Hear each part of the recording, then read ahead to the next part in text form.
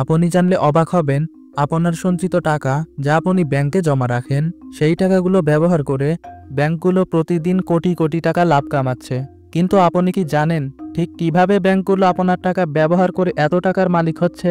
আজকের ভিডিওতে আমি আপনাকে ব্যাংকগুলোর কিছু অন্ধকার দিক সম্পর্কে জানাবো, যা জানলে আপনি নিজেই বুঝে যাবেন ব্যাংকগুলো কিভাবে আপনাকে বোকা বানিয়ে আপনার টাকায় তাদের ব্যবসা চালাচ্ছে। ভিডিওটি শেষ পর্যন্ত দেখলে আপনি যা জানবেন তা আপনাকে অবাক করে দেবে, আর হয়তো ব্যাংকিংয়ের ওপর আপনার ধারণাই বদলে যাবে।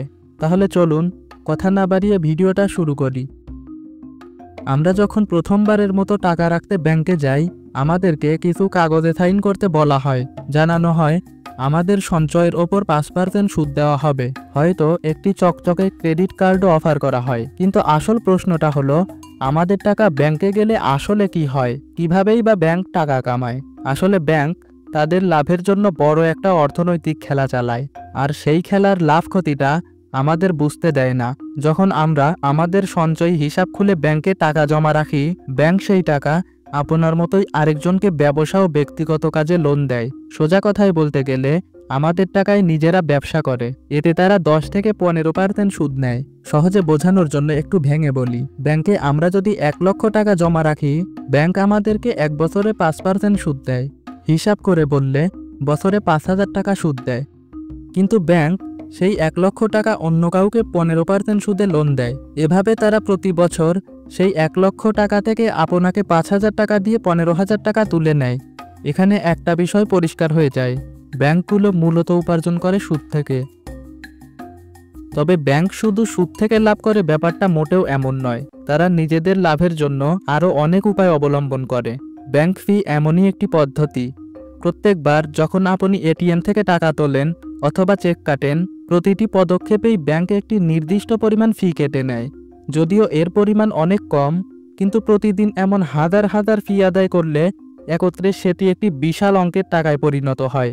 এছাড়াও ব্যাংকগুলো তাদের লাভের জন্য অনেক ধরনের ট্রেডিং এবং স্টক মার্কেটের সুবিধা নিয়ে থাকে। ব্যাংকগুলো বড় বড় কোম্পানিগুলোর সঙ্গে শেয়ার বাজারে বিনিয়োগ করে এবং কোম্পানির স্টক বিক্রি করতে সাহায্য করে। এই ব্যবসাগুলোর জন্য ব্যাংক কমিশন নেয়, যা তাদের লাভের অন্যতম প্রধান উৎস। তারা নিজেদের পোর্টফোলিও তৈরি করে এবং আমাদের টাকা স্টক মার্কেটে ইনভেস্ট করে। এভাবে ব্যাংক অল্প সময়ে বিশাল অঙ্কের টাকা লাভ করে। তবে স্টক মার্কেটে ইনভেস্ট করে সবসময় ব্যাংক লাভ করে ব্যাপারটা এত সহজও নয়।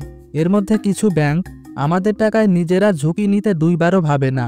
কখনো কখনো সেই ঝুঁকি তাদেরকে বিপদের মধ্যে ফেলে দেয়। যেমন 2008 সালে আর্থিক সংকটের সময় বড় বড় ব্যাংকগুলোকে ঝুঁকি নেওয়ার কারণে অস্থিরতার মুখোমুখি হতে হয়। সেই সময় ব্যাংকগুলোর উপর এক ধরনের অপ্রত্যাশিত বিপর্যয় নেমে আসে, আর ব্যাংকগুলো দেউলিয়া হয়ে যায়। আর তখন তাদের ক্ষতির এই ধাক্কা সাধারণ জনগণকেও ভোগ করতে হয়।